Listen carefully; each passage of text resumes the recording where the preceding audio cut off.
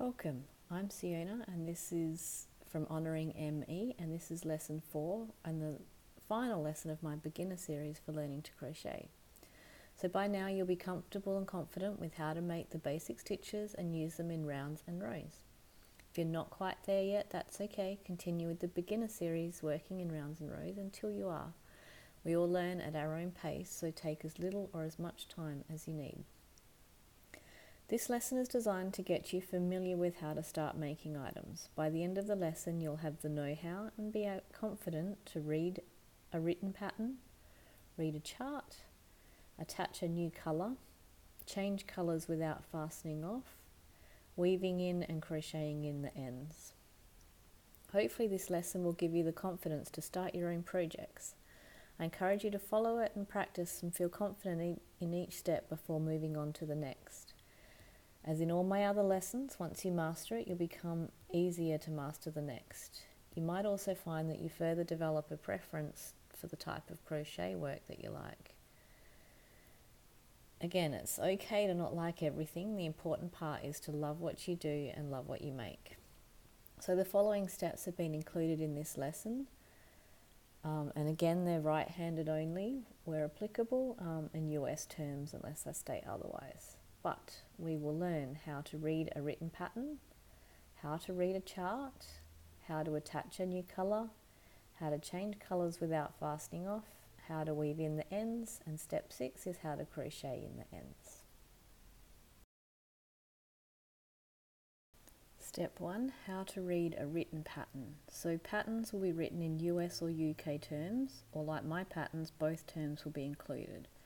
It will not always be stated, and there'll be times when you won't know until you've started a pattern that the item you're making doesn't match the picture, that you realise what language it's in. Most patterns will have an abbreviation guide at the start, but going through some of my books, they don't all have that. They assume that you know what language and how to read the abbreviations that they're using. It is handy to have a reference guide with you. I've got one laminated that I keep near me as a reminder. But as the more and more you practice, the more familiar you'll get with all the terms. So to cover here, so the beginning of a pattern will often state, so where it's got it, like in my patterns, you'll have US terms and UK terms, and will have the abbreviation that's used throughout the written pattern. If there are any special stitches, as in this example, this is from a book that I've got, they will provide instructions for how to create that stitch. Often they may not be clear, but if you search YouTube, you're bound to find a video that will help make the words on it make sense. In my patterns, wherever I can, I am starting to provide tutorials as both video and written tutorials as well. So hopefully, as time goes on, you will have availability to those.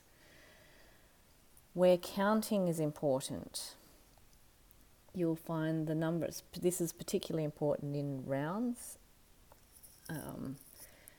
where the stitch count matters, especially when changing. So in a mandala, changing between different types of stitches, it's important to get the stitch count right, as painful as it is to have to count them.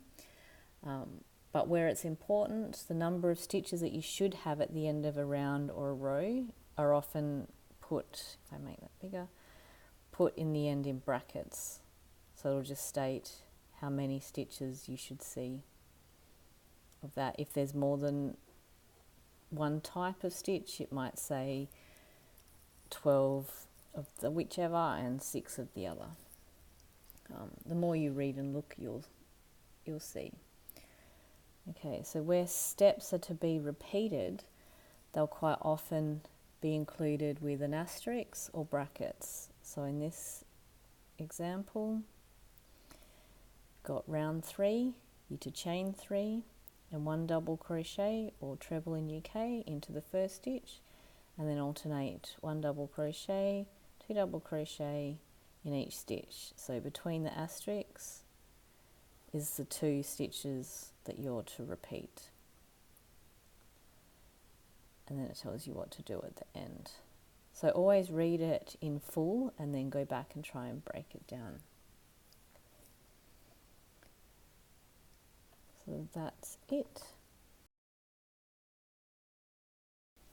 Step 2 is how to read a chart. So in a chart, the pattern is represented by symbols, and pieces may be created by following the chart stitch by stitch and row or round by round.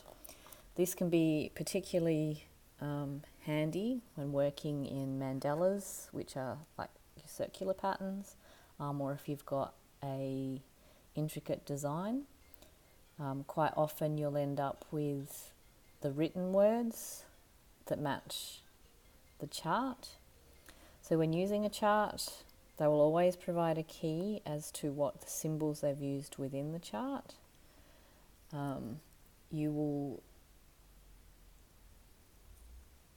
They use the same terms. They may not define what the terms are. They may assume, like in this example, that you know what those terms are. So again, your handy reference guide, always good to have near you. The rows and rounds, they may be numbered. They're usually numbered. So you've got 4, and they're usually a different colour. Not always, but it is much easier to follow when they're a different colour.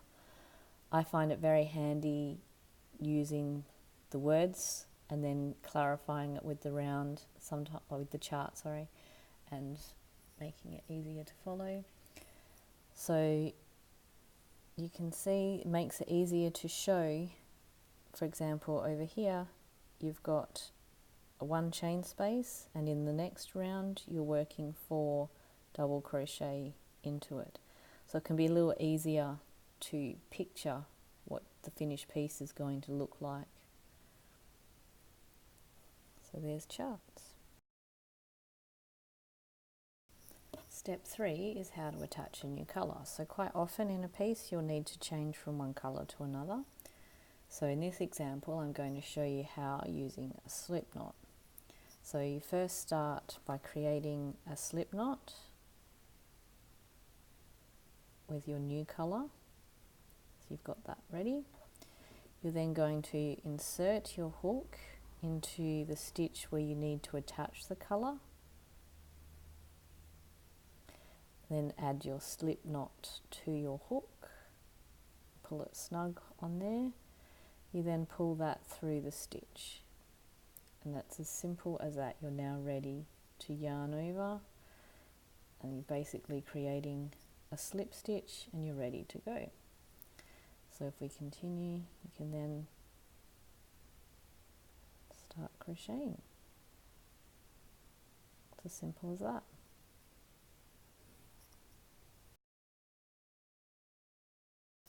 Step 4 is how to change colours without fastening off. So this is my preferred method. So you'll do this usually at the end of a row to change to a new row. So you've completed the row in the colour that you're currently using, and you need to switch to another. So the simplest is, you've still got this all attached, is to make the next stitch with the new colour. So it can get a little tricky keeping the loop firm, so you'll need to hold kind of both in the same time. So you just yarn over with the new colour and pull through, and it's as simple as that. You then just tug on the ends to make them tight. I'll quite often then tie those bits together once I'm done, and continue.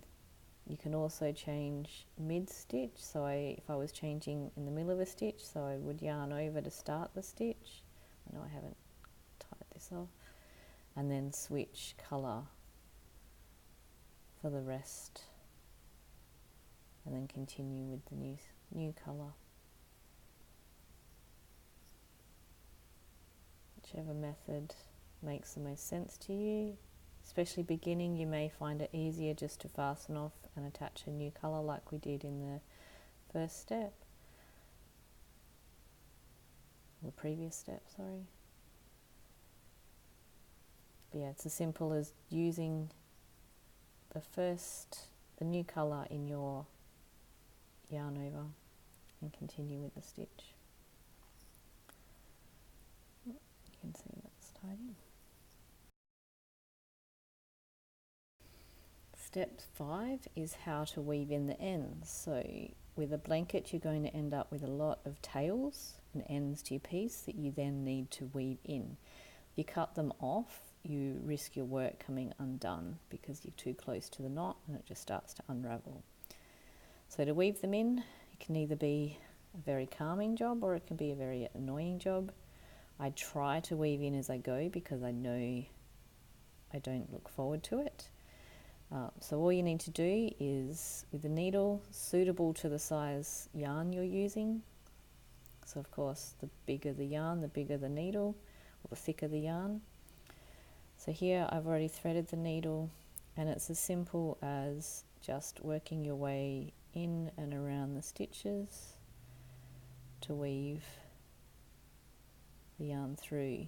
You'll want to try and go in different directions so that it makes it harder for the piece to unravel. You kind of just hide them in. I don't think there's any real perfect way to do this. I kind of just do it. And then once you've woven it in, you can trim it off. It'll have no end. And look. So you just snip as close to the piece as you can without cutting it, and your end has disappeared.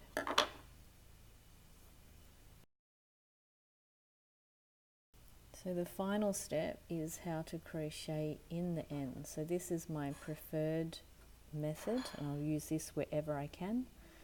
So by crocheting in the ends, you're left with no tails. So generally, once you've attached a new colour, you want to weave in the ends of the new colour as well as the end of the old colour. So we're going to crochet in. So when you work your stitch, and I'm working in a half double crochet, you work through the stitch and then make sure that you also have the tails on top, so that when you yarn over and pull through, you're also catching and keeping those in. And then you work the stitch, yarn over, and again keep going. Keep them either on top or just behind the stitch, depending on the work you're doing, and work the stitch. Stitch doesn't work today. Just continue to do that until you've gone either as long as the tail or as long as you can. So you keep them up so you can see them. The advantage of this is you then have no tails to weave in. This works. So you can just pull them a little to keep them tight within the piece. And especially if you're working something like socks, I learnt the hard way, when you're coming to near the end of your tail, make sure that the end sticking out is facing towards the wrong side, so that when you've got your finished piece, you don't end up with little bits of yarn sticking out all over the place. And that's as simple as it is, and hopefully you can see why it would be my preferred method. It won't always work, especially if you're working with lacy stitches, but wherever you can, crochet them in.